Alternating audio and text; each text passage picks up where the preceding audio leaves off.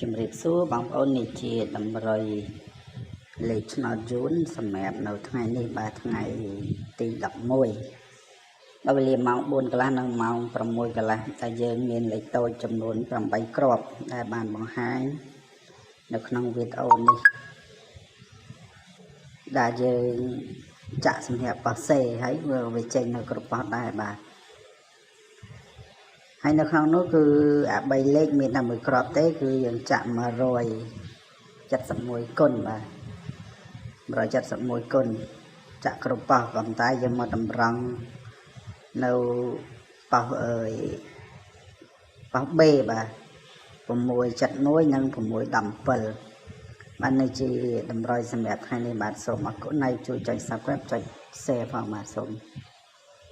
ជូនពរហេងបាទ